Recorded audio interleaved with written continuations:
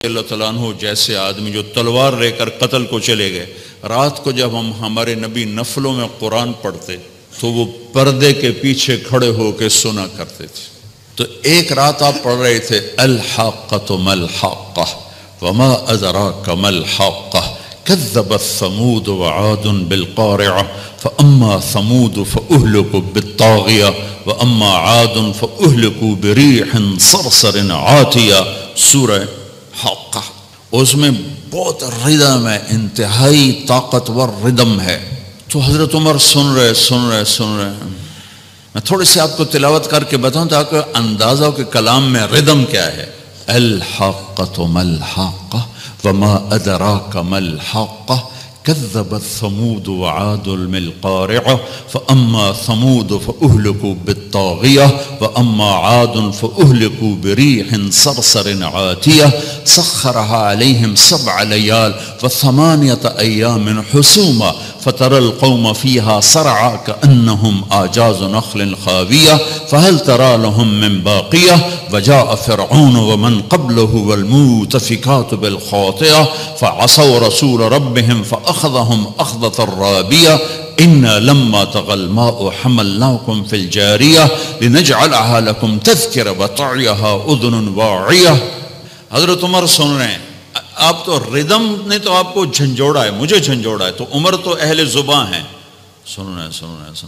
ایک دم کہنے لگے ما اشعرہ، میں نے آج تک ایسا شاعر نہیں دیکھا. دل میں پردے کے پیچھے آپ وہاں کھڑے ہوئے ہیں اور یہ دل میں کہتے ہیں ما اشعرہ، میں نے ایسا شاعر آج تک نہیں دیکھا. این اس وقت میرے نبی نے یہ آیت پڑھی انہو لقول رسول کریم وما هو بقول شاعر، یہ رسول کا کلام ہے، یہ شاعر نہیں ہے. تو حضرت عمر کو ایک دم جو کرنٹ لگا تو بے ساختہ نکلا ما اسحرہ، وہ کتنا بڑا جادوگر ہے، اتنی دور سے میرا خیال سن لیا. تو آپ نے اگلا جملہ پڑھا ولا بقول کاہن، یہ جادوگر بھی نہیں ہے. قلیلا ما تذکرون، تمہاری عقل پہ پردے پڑے ہوئے ہیں. حضرت عمر پہلے یہاں ہٹ ہوئے تھے. یہ ایک معجزہ ہے قرآن. اللہ کے واسطے تھوڑا سا ٹائم قرآن کے لیے آپ نکالا کریں. اے پھیلا پڑھ تھوڑی مت مری جانتی، تھوڑا سا اس کو ٹائم دیں، اس کا حق ہے. اور بھی دکھ ہیں زمانے میں محبت کے سوا، راحتیں اور بھی ہیں وصل کی راحت کے سوا. ایک آپ کا کام اتنا بھیڑا سا ہے، لوگوں کی جیبیں خالی کرنا. پہلے مداری بڑے ہوتے تھے، وہ تماشا کرتے تھے اور کھڑے انڈے سے بچہ نکال دوں گا اور بچہ جمورا. تو اس بیچارے نے نا کو پیسے پوسے اکٹھے کر لیے تھے، تو اس نے ایک نیمو کاٹا اور اس کو یوں نچوڑ کے ختم کر کہا جو اس میں سے رس نکالے گا ساری کمائی اس کو دے دوں گا. ایک پتلا بھیڑا جا بندہ آیا، اس نے یوں نچوڑا، آدھا پانی نکلا. اس نے کہا تو کی بلا ہے کہ میں انکم ٹیکس افسر ہوں، میں تو لوگوں نے نچوڑ دینا، تو کی شے. ایک آپ کا کام اتنا بھیڑا ہے، اوپر سے رویے اتنے برے ہیں، وہ بھی بددیانت ہیں، آپ کے دل میں بھی کھوٹ ہوتی ہے کہ میں بوجھا کتھو کپڑا ہے. یہ تاجر سمجھتے ہیں پیسے سے کام چلیں گے، جی کہتے ہیں پیسہ بچاؤ، اور کام تو اللہ کے چلانے سے چلتے ہیں.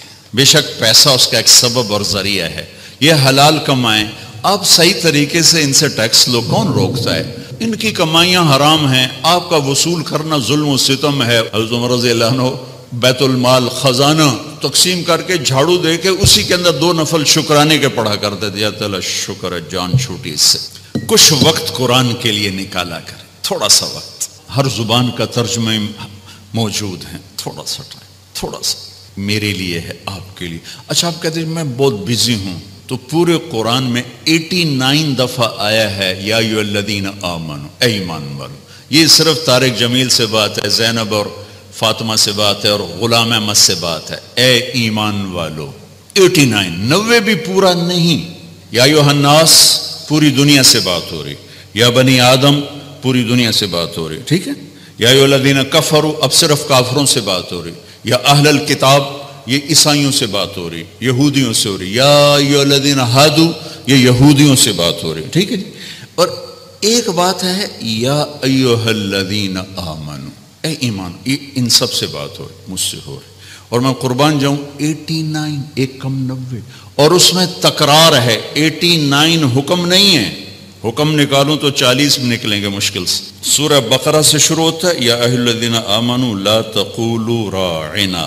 پہلا یا ایھا الذین آمنوا نبی کا حق بتایا گیا کہ میرے نبی کا ادب کرو، یہ پہلا حق بتایا گیا. اور آخری ہم سے مطالبہ ہے یا ایھا الذین آمنوا 28واں پارہ توبوا الی اللہ توبۃ نصوحا. اے ایمان والو توبہ کر کے اپنے رب سے جڑ جاؤ. نصوحا، نصوحا ہوتا ہے واہ واہ، قرآن بھی کیا عجیب کلام ہے. ناسے کہتے ہیں درزی کو، درزی ایک تو ناسے نصیحت کرنے والا. نصیحت کو نصیحت کیوں کہتے ہیں؟ کہ یہ اچھی بات اس کو اچھائی سے جوڑ دیتی ہے. اچھا بول آدمی کو اچھائی سے جوڑ دیتا ہے. درزی کیا کرتا ہے؟ وہ دھاگے سے کپڑے کو کپڑے سے جوڑ دیتا ہے. اس لیے نبیوں کو بھی ناسے کہتے ہیں کہ وہ اپنی باتوں سے بندوں کو اللہ سے جوڑ دیتے ہیں. ایسے ہی توبۃ نصوحا اللہ کہہ رہا ہے ایسی توبہ کرو کہ تم اور میں جڑ جائیں. توبۃ نصوحا، وہ توبہ جو مجھے اپنے اللہ سے جوڑ دے. یہ آخری مطالبہ ہے.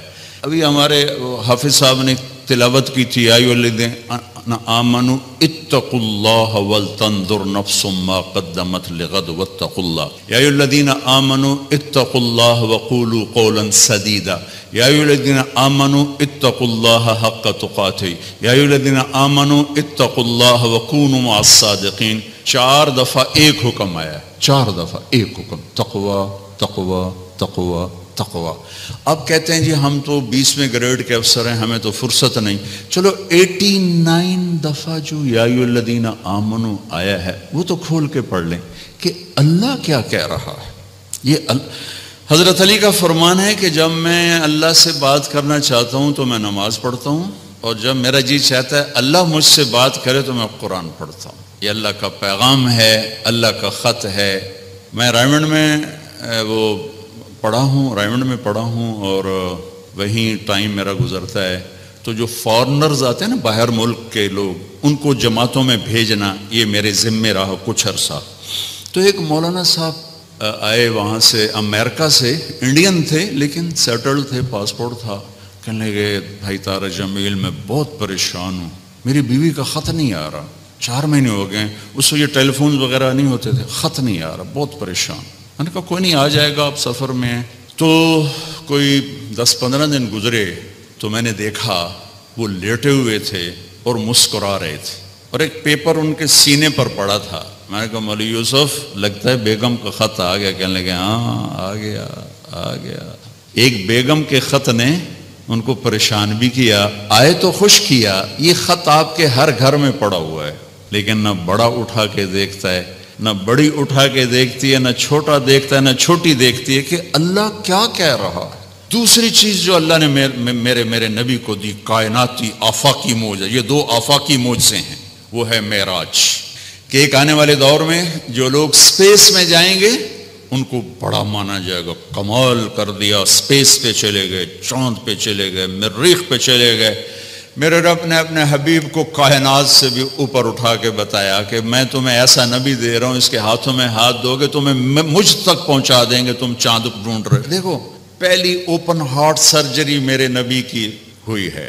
تو اوپن ہارٹ سرجری ہو سکتی ہے، میرے نبی نے سوچ دی. وہ تو ہم زوال کا شکار ہوئے تو اور لوگ ہم سے لے گئے، ورنہ اوپن ہارٹ سرجری کا پہلا تصور میرے نبی کے سے شروع کیا گیا ہے کہ جب آپ کو معراج پہ لے جانے لگے، ام ہانی کے گھر سے آپ کو جبریل نے لیا اور حتیم میں آئے. حتیم وہ چھوٹی وال دیوار ہے جو بیت اللہ کے ساتھ، اس میں خالی جگہ، یہ بیت اللہ کا اندر ہے.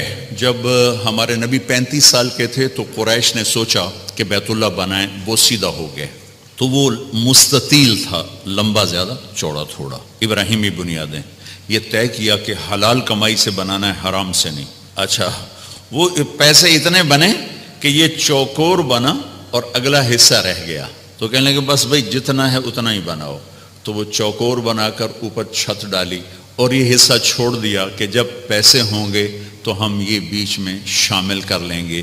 یہ اللہ کی حکمت تھی، نہ پیسے ہوئے نہ وہ شامل ہوا، تاکہ غریب لوگ بھی اگر بیت اللہ کے اندر نماز پڑھنا چاہیں تو وہ جگہ ہے جہاں اگر آپ اندر ہیں، ہم تو بیت اللہ کی طرف منہ کر کے نماز پڑھتے ہیں نا، لیکن اگر آپ بیت اللہ کی طرف پشت کر کے حتیم کی طرف منہ کر کے نماز پڑھیں تو بھی آپ کی نماز ہو گئی ہے، چونکہ آپ بیت اللہ کے اندر ہیں۔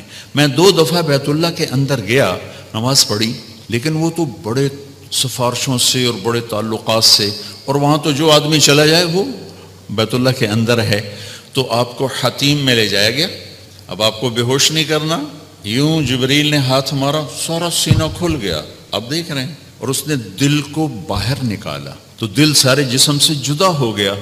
اور اس کے میرا بھائی ہارٹ اسپیشلسٹ ہے تو میں اسے سنتا رہتا ہوں، باتیں گھر میں ہوتی رہتی ہیں۔ اچھا نکالا، پھر اس کو زمزم کا پانی ایک ٹپ میں تھا، اس میں دھویا، اس کو دھویا، دھوتے رہے، اور آپ دیکھ رہے ہیں۔ اس کے بعد ایک آسمان سے لائے تھے، وہ پورا نور کا ایک بھرا ہوا برتن تھا، پھر وہ سارا نور آپ کے دل میں انٹر کیا، پھر اس کو بند کر کے پھر لگایا، ساتھ ہی دل سر ہر رگ سے جڑا، پھر سینے کو ملایا ہاتھوں سے، پھر یوں ہاتھ پھیرا۔ تو اب جن کی ہارٹ سرجری ہوتی ہے، اب دیکھیں یہاں کتنے بڑے بڑے ٹانکے لگے ہوتے ہیں، لیکن آپ کے سینہ مبارک پر کوئی داغ نہیں۔ یہ پہلی اوپن ہارٹ سرجری میرے نبی نے معراج کے واقعے میں امت کو دیا ہے اشارہ، تو ہم نکھٹو نکلے تو اور لوگ ہم سے یہ سب کچھ لے گئے۔ سب سے پہلی ہارٹ سرجری 4 سال کی عمر میں ہوئی، جب آپ حضرت حلیمہ کے پاس تھے اور آپ بکریاں چرانے جایا کرتے تھے، تو آپ کے بھائی رضائی بھائی وہ دوڑے آئے کہ میرے بھائی کو 2 بندوں نے قتل کر دیا۔ تو حلیمہ بھاگی ہوئی آئیں، تو آپ دیکھا آپ پریشان بیٹھے تھے، تو حضرت حلیمہ نے پوچھا بیٹا کیا ہوا؟ کہ 2 آدمی آئے تھے، مجھے لٹا دیا، میرا سینہ کھولا، میرا دل نکالا، پھر اس کو صاف کیا، پھر میرے دل میں، پھر میرے سینے میں دوبارہ فٹ کر دیا۔ یہ پہلی ہے، اور پھر معراج پر جانے سے پہلے دوبارہ اوپن ہارٹ سرجری ہوئی ہے۔ پھر براق کا آنا، تیز رفتار سواریوں کا تصور میرے نبی کے ذریعے سے ہمیں ملا کہ ایسی سواریاں بنائی جا سکتی ہیں جو مہینوں کا سفر گھنٹوں میں طے کر دیں۔ جب آپ نے اگلے دن فرمایا کہ میں گیا تھا بیت المقدس، تو قریش کہنے لگے ہم تو 1 مہینہ مسلسل چلتے ہیں اور پھر وہاں پہنچتے ہیں، تم 1 رات میں کیسے کہہ رہے ہو گیا بھی اور آیا بھی؟ تو براق ایک سواری ہے جس کی تیز رفتاری سے ایک پیغام میسج امت کو گیا کہ اگر تم اس کائنات کے علوم تک پہنچ جاؤ تو تم تیز رفتار سواریاں بھی بنا سکتے ہو۔ 650 کلومیٹر فی گھنٹہ کی رفتار سے جاپان نے ٹرین بنا لی۔ آپ کو ام ہانی کے گھر سے اٹھایا گیا، حضرت علی کی بہن، ان کے گھر میں آپ تشریف فرما تھے، اور سیدھا بھی اللہ لے جا سکتے تھے، سیدھا بھی لے جاتے، لیکن مکہ سے بیت المقدس لے جانے میں یہ اعلان تھا کہ اب بیت المقدس بھی مکہ کے تابع ہو گیا ہے، اب یہاں کا قبلہ بھی بیت اللہ ہو گیا ہے، یہاں جتنے نبی آئے وہ سب آپ کے تابع ہو گئے، لہٰذا وہاں پہلے سارے انبیاء موجود ہیں اور سب انتظار میں ہیں، اور آپ پہلی صف میں کھڑے ہوتے ہیں تو سب ایک دوسرے کو دیکھ رہے ہیں کہ اب امامت کون کرائے گا، تو جبریل آپ کا ہاتھ پکڑ کے آپ کو مصلی پر کھڑا فرماتے ہیں، آپ 2 رکعت نماز ادا فرماتے ہیں، اور آپ کے پیچھے 1.25 لاکھ نبی نماز پڑھ کر یہ اعلان کرتے ہیں کہ ہماری نبوت آپ کے قدموں پہ قربان ہو گئی، اب ہمارے لیے بھی آپ ہی نبی ہیں، ہمارے لیے بھی آپ ہی نبی ہیں۔ عیسیٰ سے لے کر آدم تک تمام انبیاء کو وہاں کھڑا کیا گیا ہے، تو آپ کا سینہ مبارک چاک کیا، اسی کرتے آپ تہمت پہنتے تھے، شلوار زندگی میں 1 دفعہ پہنی اور اسے پسند فرمایا، لیکن عام آپ کا لباس تہمت تھا، کوئی خلائی لباس کی ضرورت نہیں پڑی آپ کو، وہاں سے اٹھایا، راستے میں واقعات ہیں، ایک جگہ آپ کو اتارا، کہا یہاں نماز پڑھیں 2 نفل، کہ یہ کون سی جگہ ہے؟ کہ یہاں آپ ہجرت کر کے تشریف لائیں گے، مدینے میں اتار کے 2 نفل پڑھائے گا، پھر چلایا گیا کہ یہاں 2 نفل پڑھیں، کہ یہ کون سی جگہ ہے؟ کہ یہاں آپ کے دادا ابراہیم کی جائے پیدائش ہے، پھر چلایا گیا، تو آپ جب مصر کی طرف سے بیت المقدس کی طرف آ رہے تھے تو آپ کو خوشبو آئی، خوشبو جنت کی، آپ نے کہا یہ کیا ہے؟ تو کہا یا رسول اللہ، فرعون کی ایک باندی تھی، باندی وہ ہو گئی تھی، موسیٰ علیہ السلام پر ایمان لائی، اس کی 2 بیٹیاں تھیں، ایک دودھ پینے والی، ایک ساتھ چلنے والی۔ جب فرعون کو پتہ چلا تو اس نے ایک کڑاہ میں تیل ڈالا، میں واقعہ پورا سنا رہا ہوں، انہوں نے صرف اشارہ کیا تھا، نیچے آگ جلائی، جب وہ تیل کھولنے لگا تو اس نے اس باندی کو اور اس کی 2 بچیوں کو پکڑوا لیا، کہنے لگا مجھے رب مانو گی تو زندگی مبارک، اولاد مبارک، موسیٰ کے رب کو مانو گی تو پہلے تیری بیٹیاں تیرے سامنے جلاؤں گا، پھر تجھے جلاؤں گا۔ یہ مائیں بیٹھی ہیں، انہیں زیادہ پتہ ہے کہ اولاد کی محبت کیا ہوتی ہے، اور اللہ نے اپنی محبت کو ماں سے تشبیہ دی ہے، باپ سے تشبیہ نہیں دی، اور اس کے سامنے 2 بچیاں جلنے کے لیے حکم ہو چکا ہے، اور اس کا ایک بول اپنی بچیوں کو بچا سکتا ہے، اور یہ گھر میں جا کے کہہ سکتی یا اللہ معافی دے دے، میں نے کلمہ کفر کہا ہے، میں اندر سے کافر نہیں، تو جائز۔ لیکن ایک شاعری زبان پہ آ گئی ہے، ہماری اپنی زبان کی ہے، پتہ نہیں توڑے پلے پوے نہ پوے، تو سن لگے جی، عاشق ہوں میں عشق کما میں دل رکھیں وانگ پہاڑاں ہو، سہ بدیاں ہزار علامیں کر جانے باغ بہاراں ہو، منصور جے چک سولی دتے جڑے واقف کل اسراراں ہو، سجدیوں سر چائی نہ باہو توڑے کافر کہن ہزاراں ہو، عاشق سوئی حقیقی جڑا قتل معشوق دے مننے، سر نو جوڑے تے مکھ نہ موڑے بھویں 100 تلواراں کھنے، سچا عشق حسین علی دا باہو سر دتے تے راز نہ بھنے۔ تو اس باندی نے کہا فرعون 2 ہیں، 100 ہوتی تو یہاں جلا دیتی اللہ کے نام پر۔ اس کو غصہ چڑھا، اس نے بڑی کو پکڑوایا اور یوں ڈالا، وہ چیختی رہی، مچھلی کی طرح تل گئی، چھوٹی کو کھینچا اور اس کے سامنے یوں ڈال دیا، اس کی تو آہ بھی نہ نکلی۔ جب اس کو کھینچا تو نے کہا میری ایک خواہش کیا؟ کہ جب میں بھی جل جاؤں تو ماں بیٹیوں کو جدا نہ کرنا، ہماری ہڈیاں کٹھی دفن کرنا کہیں۔ فرعون نے کہا ہاں ہو جائے گا، کود گئی وہ بھی، ان کی ہڈیاں نکال کے ایک جگہ دبا دی گئیں۔ یہ واقعہ ہے۔ اب میرے نبی وہاں سے گزرتے ہیں، مصر قریب ہوتا ہے، آپ کو جنت کی خوشبو آتی ہے، تو آپ فرماتے ہیں یہ خوشبو کہاں سے ہے؟ تو جبریل کہتے ہیں یا رسول اللہ، جہاں فرعون کی باندی اور اس کی بیٹیوں کی ہڈیاں دفن ہیں، جس دن یہ دفن ہوئی تھیں اس دن سے آج تک اور قیامت تک یہ خوشبو اسی طرح اٹھتی رہے گی، کائنات مہکتی رہے گی۔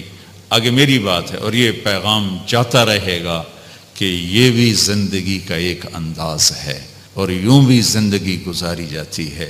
جو کسی مقصد کے لیے جیتے ہیں اور مقصد پر مرتے ہیں وہ حسین بن جاتے ہیں، اور جو صرف پیسے پر جیتے ہیں اور پیسے پر مرتے ہیں وہ یزید بن جاتے ہیں۔ میری تاریخ گواہ ہے کہ اللہ نے اپنے قریب ترین لوگوں کو نیزوں پہ چڑھا دیا اور بدماشوں کو فرعون بنا کے تخت پہ بٹھا دیا۔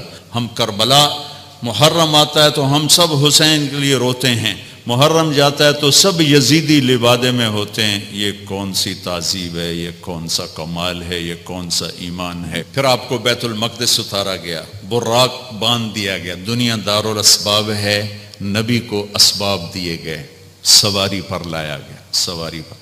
جب آگے جانا ہے تو اوپر والا جہان اسباب کا جہان نہیں ہے، وہ قدرت کا جہان ہے، تو براق وہاں باندھ دیا گیا، اور اگلا سفر اب براق کے بغیر نہیں، 2 نفل پڑھائے گئے۔ اچھا ایک اور عجیب واقعہ یاد آ گئی، اس رات بیت المقدس کا دروازہ بند کرنے کی پوری کوشش کی چوکیدار نے، دروازہ نہیں بند ہوا، تو اس نے مستری بلائے کہ یہ دروازہ نہیں بند ہو رہا، اور اپنے بڑے پادری کو بلایا کہ حضرت یہ دروازہ نہیں بند ہو رہا۔ تو مستریوں نے کہا کہ وہ ڈاٹ ہوتی تھی نا، ڈاٹ، کہ وہ تھوڑی سی نیچے آ گئی ہے، وہ اس نے پریشر اوپر ڈال دیا تو دروازہ بند نہیں ہوگا، صبح ٹھیک کر دوں گا۔ وہ جو بڑے پادری تھے نا، انہوں نے کہا بیٹا یہ ڈاٹ کا چکر نہیں، آج آخری نبی کی آمد ہے یہاں، یہ اس وجہ سے ان کے اکرام میں یہ دروازہ کھلا ہوا ہے، صبح خود ہی ٹھیک ہو جائے گا۔ یہ پادری بعد میں ایمان لے آئے تھے جب اللہ کے نبی نے دعوت نامہ بھیجا تھا، پھر ان کو عیسائیوں نے قتل بھی کر دیا تھا۔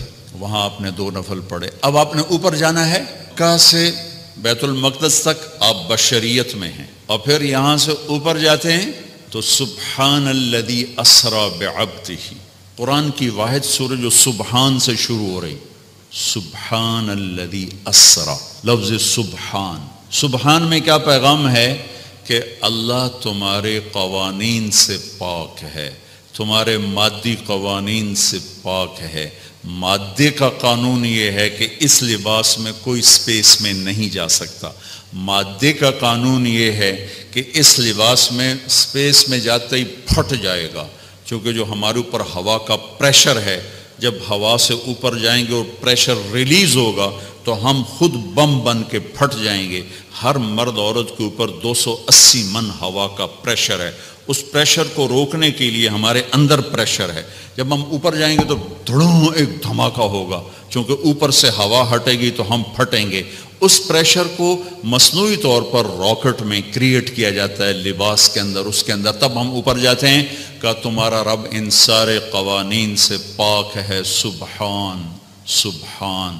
قریش کہنے لگے تم کیسے جا سکتے ہو؟ اللہ نے جواب دیا یہ تھوڑا ہی گئے تھے، میں لے کر گیا تھا۔ قریش نے کہا بغیر سواریوں پر اتنا وقت لگ جاتا ہے، تم بغیر سواری کے کیسے چلے گئے آ گئے؟ تو اللہ نے کہا یہ نہیں گئے، اسرا بعبدہ، میں لے کر گیا، میں لے کر گیا۔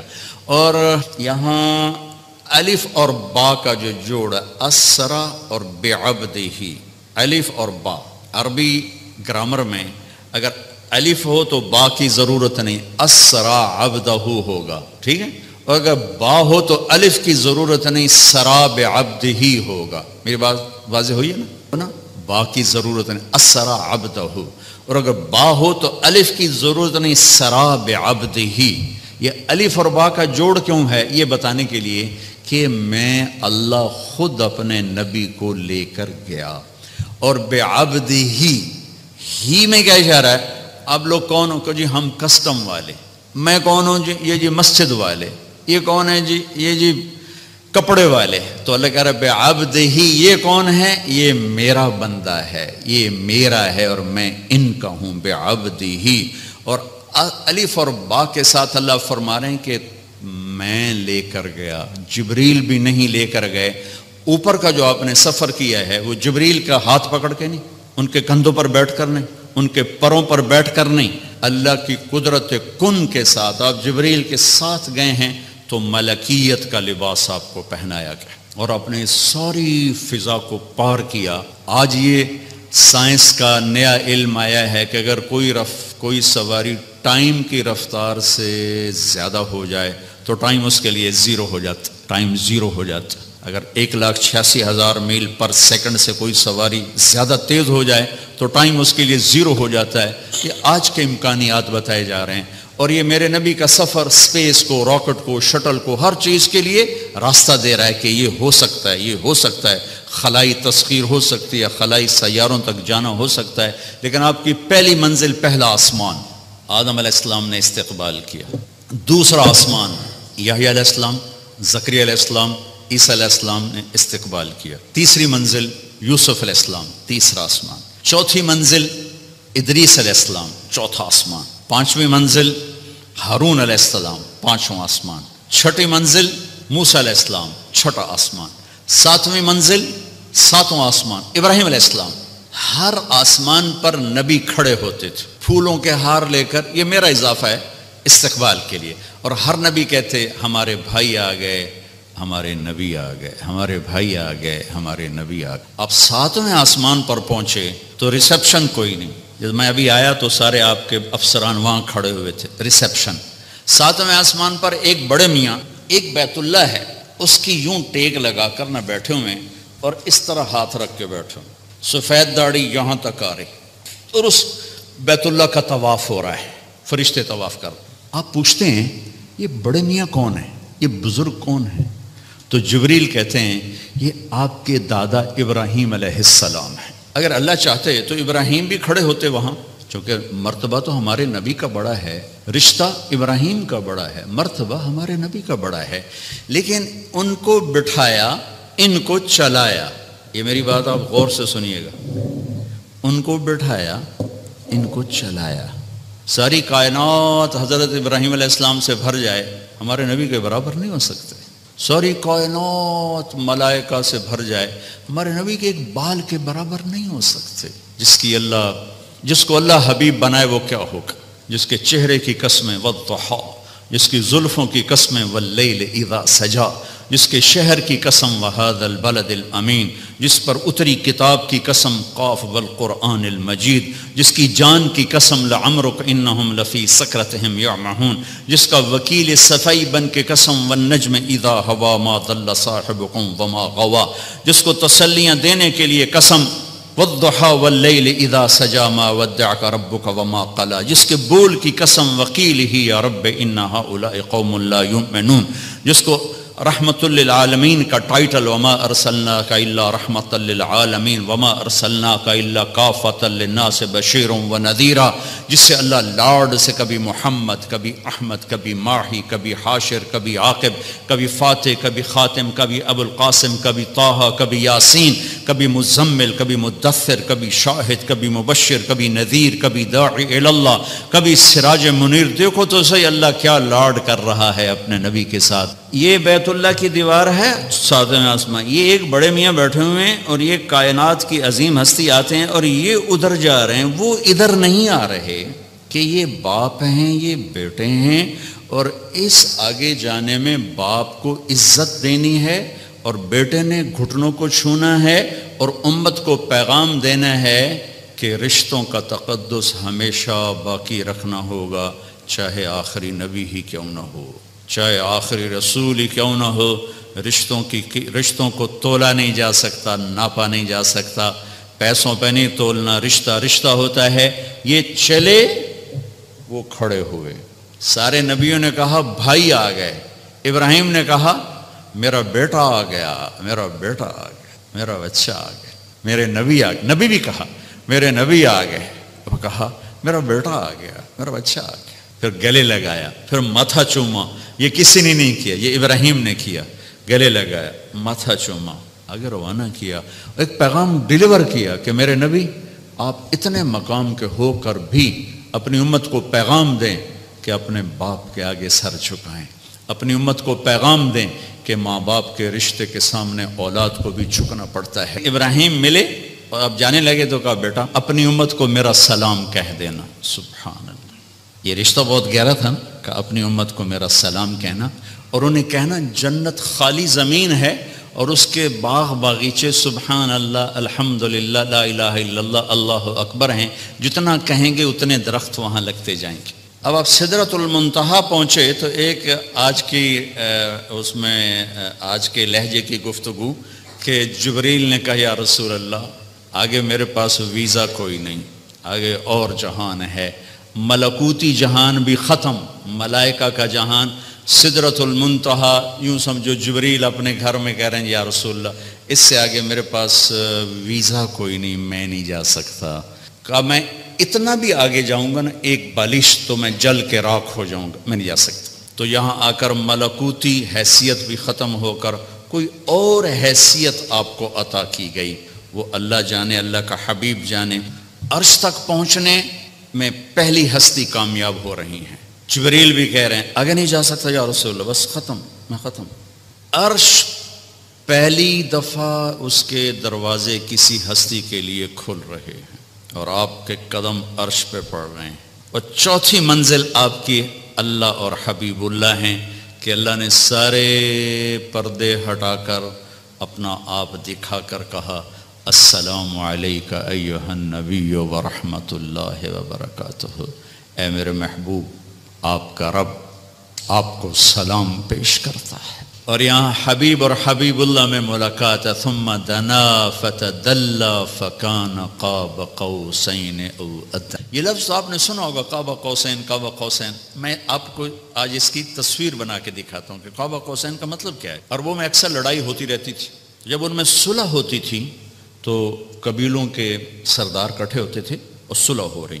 صلح کیسے ہوتی تھی؟ یہ ایک کمان ہے عرب سردار کے ہاتھ میں، یہ دوسری کمان ہے دوسرے عرب سردار کے ہاتھ میں، ان دونوں کی لڑائی ہے۔ یہ دو عرب سردار ان میں صلح کروا رہے ہیں، یہ دو ساتھ ان کے اس صلح کو پورا کرنے کے لیے آ رہے ہیں۔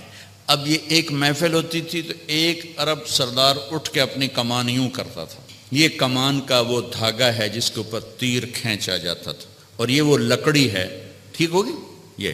اب یہ یوں آ کر اپنی کمانوں کے سرے یوں ملا دیتے تھے، آپ دیکھ رہے ہیں سارے، یہ قوس، یہ قوس، قوس کہتے ہیں کمان کو، یہ قاب ہے، یہ قاب، قاب قوسین، دو کمانوں کی قاب، یہ اور یہ اور یہ قاب، اور یہ قوس، یہ قوس. تو اس ملنے کو عربی میں کہا جاتا ہے قاب قوسین، کہ اب جیسے دو کمانیں ان کے کنارے آپس میں مل گئے تو یہ سردار بھی آپس میں مل گئے، اب ان میں لڑائی نہیں ہوگی. اس محاورے کو اللہ نے اپنے اور حبیب اللہ کے لیے استعمال کیا، فکان قاب قوسین، کہ میرا حبیب میرے قریب ایسے ہوا جیسے دو کمانوں کے کنارے قریب ہوتے ہیں. اگلی عجیب بات بتاؤں، او ادنا، او ادنا، اس کی کیفیت صرف اللہ جانتا ہے کہ نہیں، میرے حبیب اس سے بھی زیادہ میرے قریب ہو گئے. میرے بھائیوں، اس ہستی کو آئیڈیل بنا کے چلو، مزے کرو گے اللہ کی قسم، اور آپ کی نسلیں مزے کریں گے. اگر آپ لوگوں کی جیبوں پہ ڈاکے ڈالتے رہے، نہ آپ سکھی رہو گے نہ آپ کی نسلیں سکھی رہیں گی. 60 کی دہائی کے ایک چیئرمین پورے مغربی پاکستان کے ہمارے قریبی رشتہ داروں میں تھے، انہوں نے حرام دولت کے ڈھیر لگا دی، پھر اچانک مر گئے. ایک دن ان کا بڑا بیٹا کہہ رہا تھا، کاش ہمارا باپ ہمارے لیے حرام کٹھا نہ کرتا تو کوئی خوشی کا دن ہم بھی دیکھ لیتے. اور میں نے اس آدمی سے ان کانوں سے سنا، میں اج مر جاواں میری دھی نو کسے دی پرواہ کوئی نہیں. بیٹی کمزور ہوتی ہے نا، بیٹوں کا نام نہیں لیتا، بیٹی، میں اج مر جاواں میری دھی نو کسے دی پرواہ کوئی نہیں. آئے ہائے ہائے، اس کا بیٹا کہہ رہا تھا، کاش ہمارا باپ ہمارے لیے حرام کٹھا نہ کرتا تو کوئی خوشی کا دن ہم بھی دیکھ لیتے. پیٹ پہ پتھر باندھ لیے کہ میری امت پیسے پر نہ بک جائے، چوپڑی روٹی پراٹھے اور انڈے پر نہ بک جائے. 3 دن کے فاقے برداشت کیے. آپ باغ میں تشریف لے گئے، کھجوریں گری پڑی تھی، گندی کھجوریں جو گر جاتی، آپ نے اٹھائی، ہائے ہائے ہائے، وجہ کائنات، ساری کائنات جن کے لیے بنائی، گندی کھجور صاف کر کے منہ میں رکھی. ایک صحابی ساتھ ہیں، عبداللہ تو نہیں کھاتا؟ کہ یا رسول اللہ مجھے بھوک نہیں. بھوک کا مسئلہ نہیں تھا، وہ کھجور کھانا مشکل تھا. جی مجھے بھوک نہیں. کہ عبداللہ مجھے بھوک ہے، آج چوتھا دن ہے میں نے کچھ نہیں کھایا، چوتھا دن، مجھے 8 بجے تک چائے نہ ملے میرے سر میں درد ہو جاتا ہے. اور جی میں چائے نہیں پیتی، سیرج پیڑ پہ گئی ہے، آج چوتھا دن ہے عبداللہ میں نے کچھ نہیں کھایا. گری پڑی کھجور صاف کر کے کھائی ہے. کسٹم والوں کو پیغام دیا ہے، پیسہ سب کچھ نہیں ہوتا ہے، انسانیت بہت بڑی معراج ہے. اللہ کا ترازو پیسے کو نہیں تولے گا، تیرے کردار کو تولے گا، تیری سچائی کو تولے گا، تیری دیانت کو تولے گا.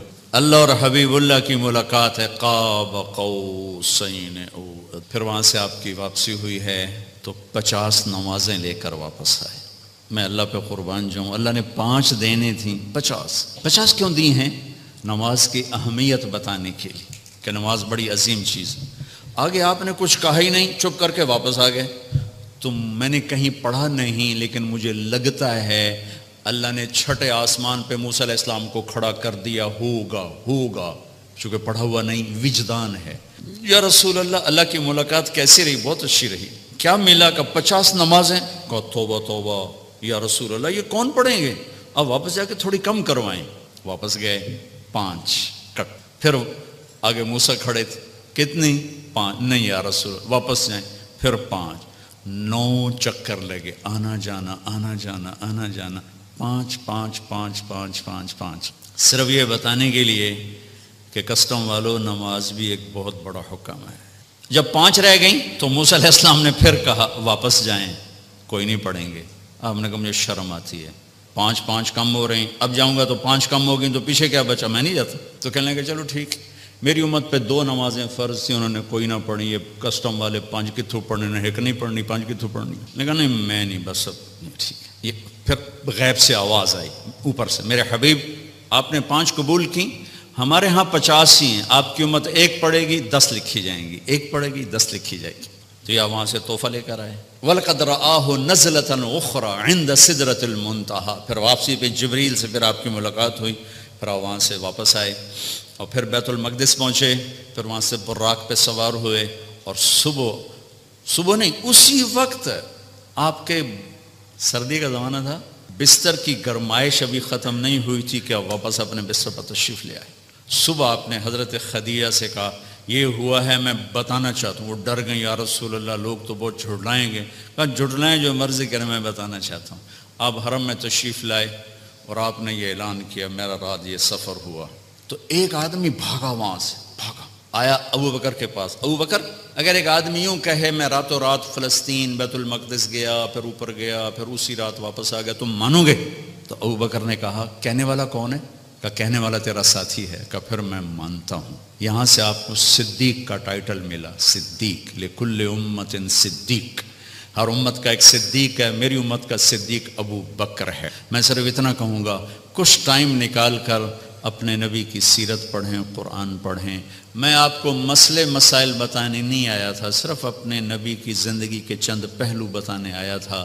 آگے آپ کے اندر میں ایمان والا ایک بیٹھا ہوا ہے، پورا ایک فرد اندر بیٹھا ہوا ہے. ایک غلام محمد یہ کپڑوں میں ہے، ایک طارق جمیل کپڑوں میں ہے، ایک اس کے اندر ہے جو کبھی خطا نہیں کھاتا، کبھی غلط مشورہ نہیں دیتا، ہمیشہ سچ بولتا ہے، ہمیشہ صحیح کہتا ہے، ہمیشہ صحیح بات کرتا ہے، صحیح قبول کرتا ہے، غلط کو رد کرتا ہے.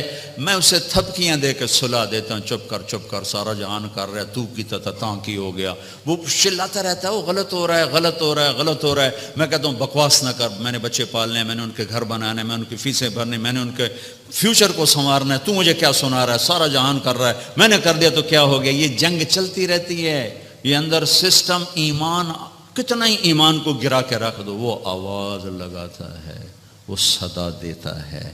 جو سن لیتا ہے وہ بیدار ہو جاتا ہے، جو نہیں سنتا پھر وہ موت پہ بیدار ہوتا ہے، پھر وہ بیداری کام نہیں آتی. حضرت علی کا فرمان ہے الناس نیام اذا مات انتبہوا، لوگ سوئے ہوئے ہیں، جب موت آئے گی آنکھ کھلے گی.